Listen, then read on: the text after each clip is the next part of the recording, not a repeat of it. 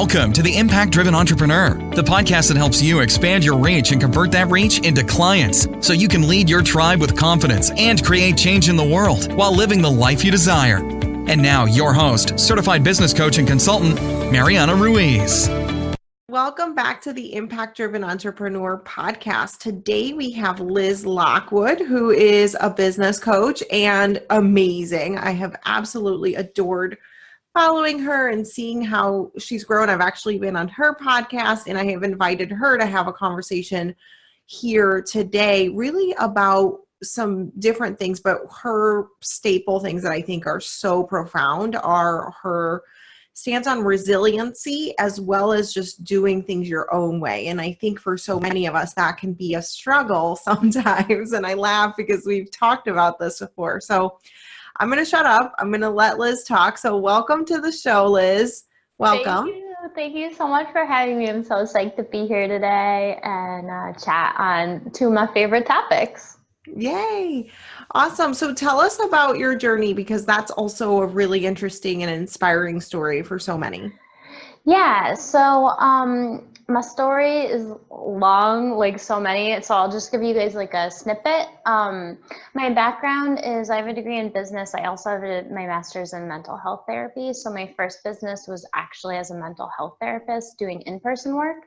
And I have a number of different health challenges. So long story short, in-person business just wasn't really supporting my health. So, I can't believe how many years have gone by, but over 3 years, I believe, I really transitioned to online business. And a little ways into that, I was just like, this is way too overwhelming. I'm way too sensitive for this. Like, this isn't working for me.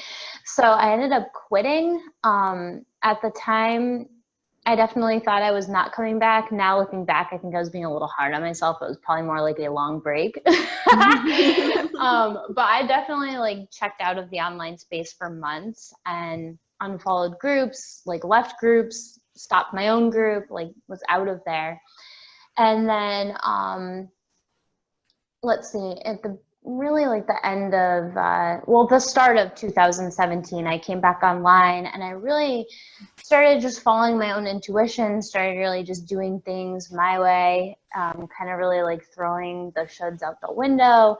And I just had such better results, quickly. It was very, very different this time around, and really just found my own way of doing things so it wasn't so overwhelming, and so it felt good, and so there was room for breaks in my day and room to support my health in my day, and at the same time filled my one-to-one spots for my clients. And it was just so everything that could have been different, it was different. So it's just been quite amazing and actually fun this time around. So that's good. And a little bit about how I kind of found the online space, left it, and then came back again. Yeah, that's so helpful. So would you say that having that space allowed you to really ground yourself, or what was the biggest difference with the second time you came on? So I think there was definitely more than one thing, as usual. I think it was a combo of things, but I think the first time around, I wasn't super clear on what I was doing, and I wasn't super clear on the results I was providing people. And more than that, I don't think I really wanted it bad enough. I think there was a piece of me that was kind of I just want to take care of my health, and I don't really want to jump on the phone with people because that's uncomfortable for me. So it's easier not to. And the second time I came online, I just wanted it really badly, and I decided it was going to work. And I really knew I didn't want to go into a traditional work environment. So I was I'm going to make this work. This is going to happen. Mm-hmm. And the other thing that I did was I just got way easier on myself. So I had this phrase, just show up. And I still say to my clients and my people, let the post be the win. So before, really everything I did, I was the person that would post and then check back 5 seconds later to see if someone commented. And then the second time around, I was just screw that. And I was very much just you know what? I'm going to show up and see what happens and just keep showing up. And, you know, even if it doesn't feel like it's working, I'm just going to keep doing it and see what pans out and see what doesn't. So I basically just like had more fun and really let my personality shine through the second time. Whereas I think the first time I was kind of like looking at what other people were doing and thinking I should do that, and it wasn't fun and it didn't feel good, and nobody wants that. Yeah, totally.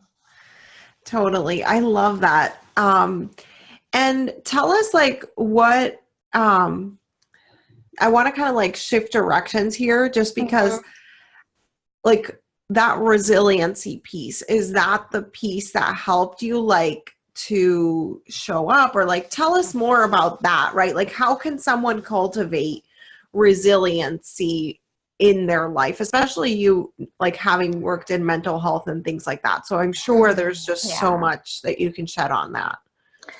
I think resiliency is something that isn't really talked about in the online space or really in entrepreneurship as a whole. And I think it's a conversation we need to have, mostly because I think quick successes are shiny and they sound good.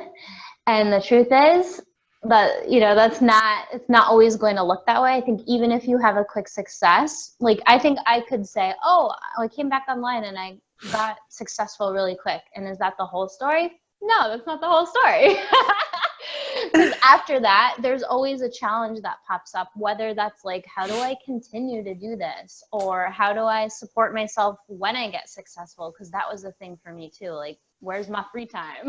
Like, what do I do now? I think it's really easy to just be like, oh, I'm going to quit. I'm going to do something else because this feels hard right now. And really, we want sustainable businesses. Most of us, you know, don't want just a year-long thing or a month-long thing or one launch of something. We want something that's going to continue to support us and continue to help us make an impact. So cultivating this resiliency, I think, is really like an inside job. But I also think it helps to have support. You know, one of the other things I did the second time around was I hired a coach, and that was just huge for me. I'm definitely someone that can turn in and get resilient, but I love having a partner help me do it. Yeah.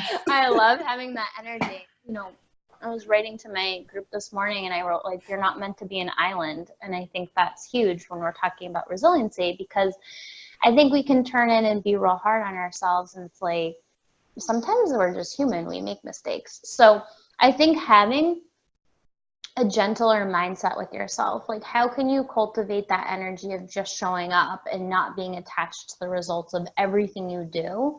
How can you let the post be the win? So you're shifting from thinking, oh my God, like let me evaluate absolutely everything I do and see if that's the thing that's working, or let me just do the things and I know eventually I'll get results, because when you show up consistently, you're going to get results eventually. So I think that mindset shift helps. I think definitely to cultivate resiliency in your business, it helps to have things outside of your business that bring you joy. I think it's really easy to kind of put like all the eggs in your business basket. So you're looking at your business to make you happy and make you feel fulfilled and make you feel connected, when really sometimes it's better to just get out of the house and like meet with friends in person or go on a hike or do whatever you like to do to fill your cup up. So then when you go back to your business, you have new energy and you're like, oh, this isn't so bad as I thought it was going to be. Yeah. When so often we sit in front of the computer, you know, wanting things to just change when we're staring at a screen, and that never works for me. Yeah. Staring at the screen just does not work. So those are two of my favorite things. I think the third thing I briefly touched on is getting support. So whether that's a friend, whether that's a colleague, whether that's actually hiring a coach, you know, I am a huge fan of hiring a coach, because I think there is something about just being able to like speak your mind and not really having to be there for the other person quite as much. There's something really powerful for me about that, because I'm like a giver and a pleaser. So when I have online friendships, they're great, but I tend to be the person that's like, oh, hey, tell me about your problems. Let me help you with them, versus, you know, me feeling free to just show up and talk about what I need to talk about. So if you know that about yourself and you're like me and you tend to be like a giver, a pleaser, etc., then set yourself up with a supportive relationship where you don't have to do that. And for me, that looks like hiring a coach. Yeah. I also wonder too, like the resilience piece, isn't it so much easier when we're 100% committed? So you said like between the first time and the second time, the second time was easier to get success. So you were focusing on the post as the win, but like, I think the underlying current there too is this commitment piece, right? I totally agree with you. Yeah, I've been talking with my coaching group about this because I think it's so important. Like if you're halfway into all these projects, and you can look at it as projects or you can look at it as your entire business, but being half in is only going to yield half results, right? And so, totally. and then you're beating yourself up about that, right? And then it's like, no, like let's take a step back, evaluate, and really commit 100% to what it is that we want to create. I love that. Yeah, it's like the notion of, are you creating a business or are you creating a hobby? And I think there's, myself included, I think it's really easy to think like, oh, I'll just go online and a business will just pop out of nowhere. And it takes work and it takes effort. And I think sometimes we forget that an online business is still work. Mm-hmm. Like there's still going to be days where it doesn't feel good. And there might be full seasons where it doesn't feel good. And I think that notion of committing to it no matter what and seeing it through no matter what, I think you're right. I think that's really where the resiliency comes. And I think that's where we lean into resiliency instead of leaning into quitting. Yes, or into like the minutia of did I get one more like, right? Like because it's like who cares? Like I had somebody I had posted on my Facebook group for my clients, and I had said, hey, I'm looking to do some interviews with you guys. Like this was a few months back. And somebody said, I don't know if I missed the opportunity, right, to be on the podcast. And I was like, I'm pretty sure I'm going to have a podcast for at least 10 years. So like, you're not too late, right? So I think it's that whole mindset shift to that long-term success. And just like you said, it is a real business. So especially as I've been scaling up and like hiring people, I'm like, okay, yeah, you're going to be in charge of PR. Yeah, you're going to be in charge of this, right? And then managing these people, it's feeling more and more like a business, like you and I have seen in corporate, right? So I think like we can play business or we can own a company, right? So like that play business term is one that I use all the time. And I think definitely when I first came online, I was kind of playing business. And it's like, wait, we need to decide it's going to work before it works versus that 1 foot in, 1 foot out game of like, oh, well, let me see how this goes. And then maybe I'll commit to it working. Like, that's not the way it goes. It's definitely you deciding first and then it's going to shift so much. Yeah.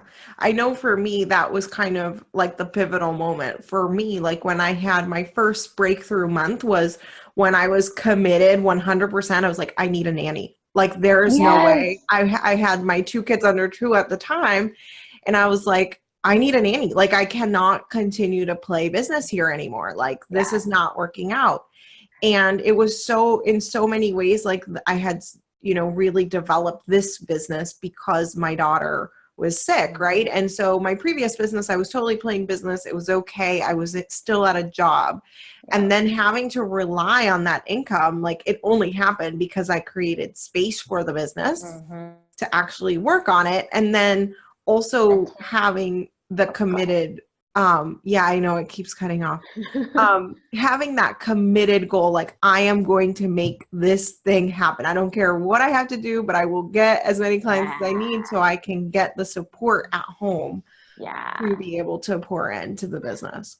I love that you had some tangible thing that you were working towards too, because I feel like that gives so much power to our energy. Like for me, I mentioned that I hired a coach. I did not have the money in my business to hire her when I did. So I was like, I had like half. So I'm like, all right, I got like 3 or so-ish months, and then I got to be pulling in some money because that's just how it's going to be. And it happened because I had decided it was going to happen, and then I showed up accordingly. And I think that's key. Like if we're kind of dragging our feet being like, oh, let me see if the results are going to come, or, whatever. But I think when you have something to motivate you like that, like wanting a nanny or needing to pay your coach, like there's a fire lit under your butt. Yes, absolutely. Absolutely. And so tell us kind of like, because you kind of mentioned here how sometimes you're doing things that don't feel that good, but I know a part of your business philosophy is doing things that feel good. So how can someone kind of navigate those two polar opposite things in their business? That's such a good question. So I think again, it comes back to like looking at your business as a long-term thing. So in the moment, it might not feel good, meaning like it might feel scary. So for example, quite frankly, I used to be really nervous to get on calls with people. So I'm pretty sensitive. I'm pretty like shy. So getting on calls with people was a bit uncomfortable for me. Okay, it was like really uncomfortable for me in the beginning. And I was like, oh, let me see if I can structure my business different. And I was like kind of trying to go around it. But Me too. Can I just like totally confess to that? Me too. I did every funnel imaginable. Exactly. But like, at the end of the day, I'm like a talker, and I'm sure you are too. Like we have podcasts, and I love connecting with people, and my people were really wanting that. So I was like, damn, I need to get on the phone with people. And like in that moment, it didn't feel good, right? Like having to like put on a regular shirt and not wear my pajamas and like, whatever. And long term, it felt really good, right? Because it's like I'm doing the scary thing. I'm connecting with people. I'm getting clients. I'm getting outside my box. So like now getting on calls is fine. I don't even think twice about it. So it's thinking about like, it's not necessarily like the quick fix, like Netflix. Oh my God, I feel so good right now. Like watching Netflix all day isn't going to make you feel good in the long run, but doing this scary thing, when you reflect back on it, you're going to feel so freaking good about doing that thing and checking it off. So I think we just want to open up our vision of feeling good. It's not necessarily like you're going to be just eating, popcorn and watching Netflix all day and feeling good in that respect. You may have to do some scary things, but long term, you're going to feel good because you're going to get the results that you want, and you're still doing it your way. So, again, I tried to avoid those calls, but that wasn't my way. Like my way is definitely not funnels. My way is definitely showing up and connecting with people. So although that was uncomfortable in the beginning, it led me to my path, even though I had to do like the scary thing. Yeah. And I will say too, like you can try to build your business on funnels. I don't disagree with any of that, but like you have to continue to move people up the process. Meaning like if you want to sell higher end programs and higher end programs and higher end programs, there comes a point where funnels are no longer acceptable to work, right? Absolutely. And I think everybody has a different personality and everyone has different people. So, your business model might look way different than my business model, and that's okay. That's actually good. And leaning into that, like leaning into what the strengths of your personality bring to the table. And even if that means doing something scary, like maybe creating a funnel is scary for some people, but that's what they need to do. And I think it's just really about following your heart, and even if it's leading you towards that scary leap, it's going to be worth it in the long run. Yeah, I actually very recently this week, decided I was going to go in a scary, different direction. And it was this exact feeling. It was like short term, it's going to be so scary. Like, just so you know, it's speaking, right? So like in-person speaking, which I'm like, just like I just said, I was terrified to get on a phone call with one person. Like imagine like the leap of that, right? To go speak in front of other people. So, but I know like ultimately it's that long-term path that I want to be on, right? And as I was evaluating my values and what I want to, the direction I want to go in, it was like so clear that this was my next step.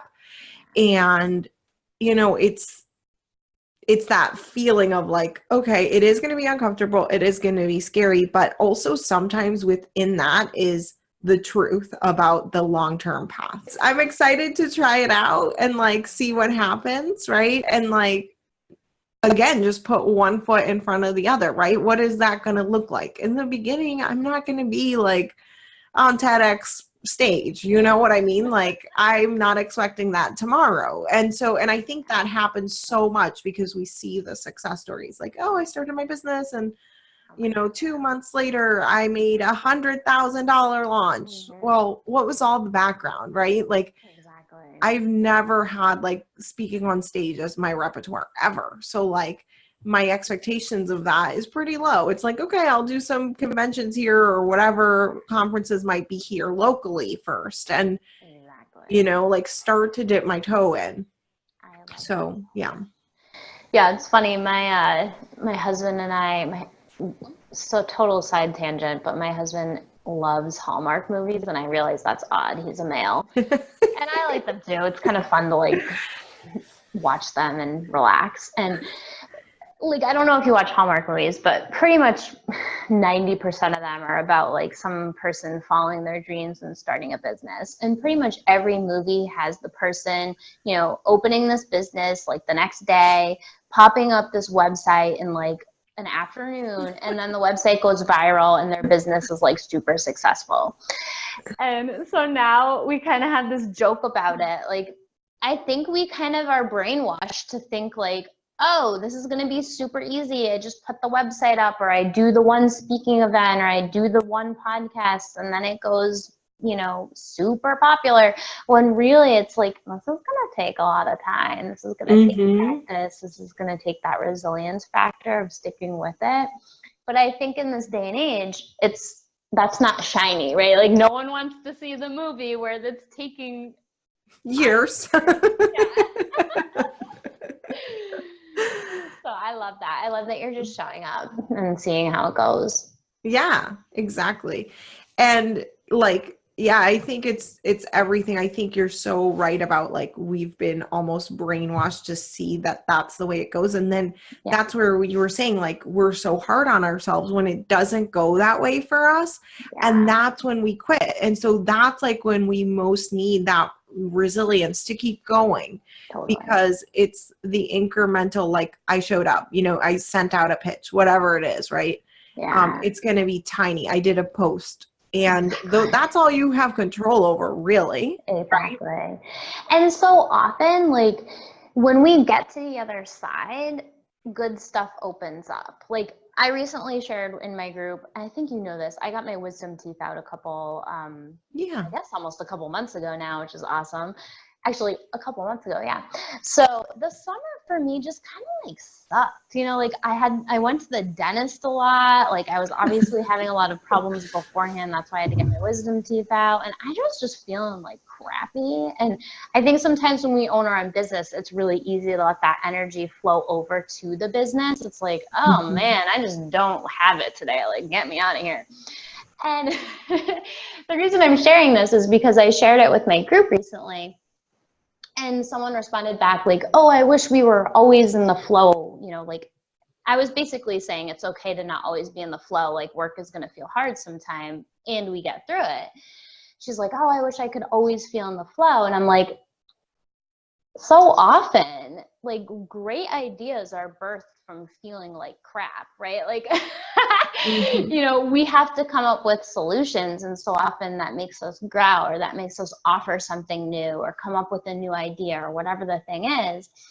And I think when we're feeling like crap, we're like, oh, I shouldn't be feeling this way. You know, I own my own business. It should always feel shiny, or it should always be working. And the truth is, like, that's not going to happen. Like, that's not real life.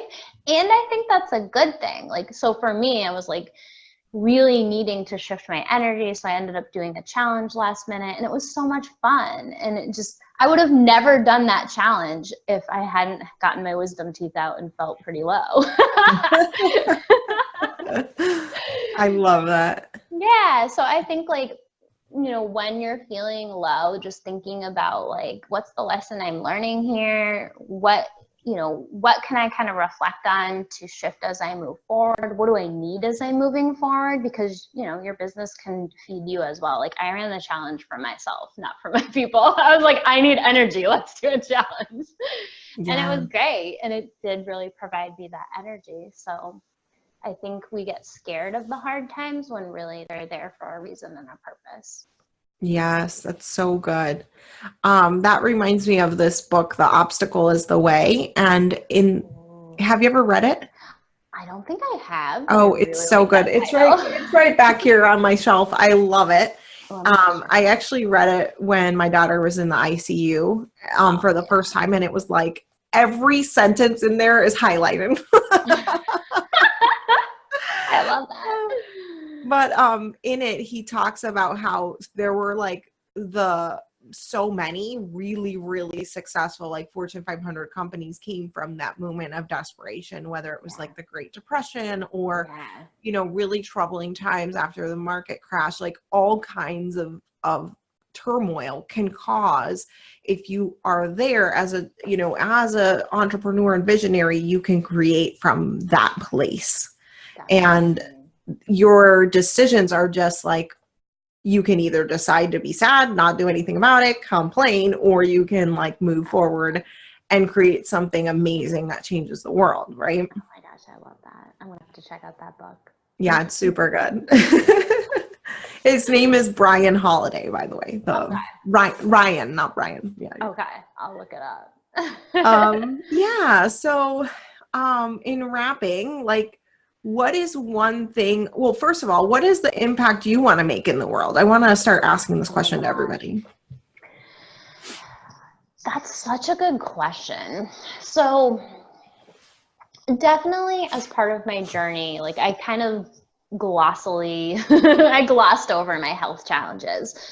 But the truth was, at that moment in my life, I kind of thought like life was over. You know, it was like, oh my God, this isn't working. I can't work a regular 9 to 5 for a whole bunch of health reasons I'm not going to get into right now. But I think like one of the biggest impacts I want to help people realize is just that like it's possible. Like whatever you're thinking is possible. It's so doable. You're so capable. And that it's possible to do it way left of what you think, like way outside the box. You definitely do not have to do things status quo.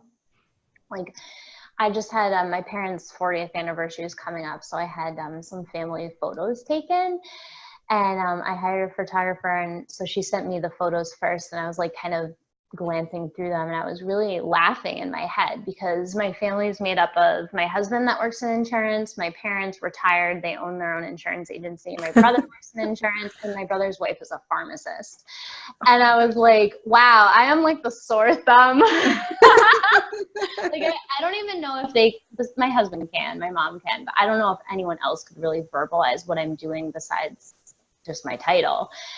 And I was chuckling because here I am. I was the one with the idea. I'm the one who paid the photographer. I'm the one who hired the photographer. So like, it's just possible to do things very differently, and that different can be good. And I think for so long, I thought different was bad, and I kind of stayed in that mindset, and that kept me stuck for a while.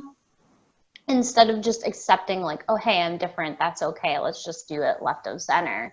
And that's when things really shifted for me, and I think that's when things really shift for other people, is when we can not only see our differences and accept them, but then like take action accordingly. Wow, I love that. So your mission, like the impact you want to make in the world, is to help people to operate basically with their differences as their like kind of like their strength, right? Yeah, that's beautiful. That's a little shorter. I like how you synopsize my long story. That's awesome. Yes, I love it. I just wanted to clarify, but yes, I love that. That is so beautiful. So where can people connect with you and really find out more about you and the work you're doing? Yeah, so I mostly hang out in my Facebook group. It's called The Resilient and Inspired Entrepreneur, and that's most of where I have my fun and I'm super active. And then you can hear me on my podcast, and it's the same name, so The Resilient and Inspired Entrepreneur Podcast.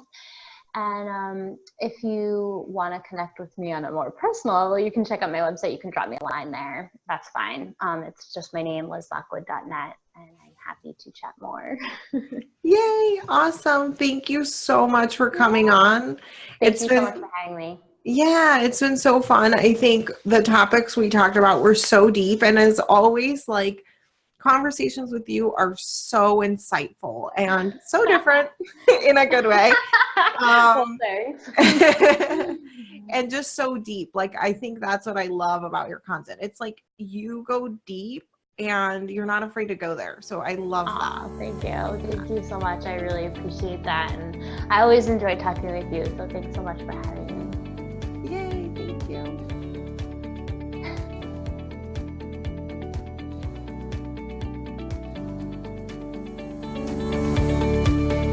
Head on over to impactdrivenentrepreneur.com, where you can find an arsenal of videos, blog posts, and previous podcast episodes to help you increase your profit and impact. Again, impactdrivenentrepreneur.com, and click on blog. Enjoy.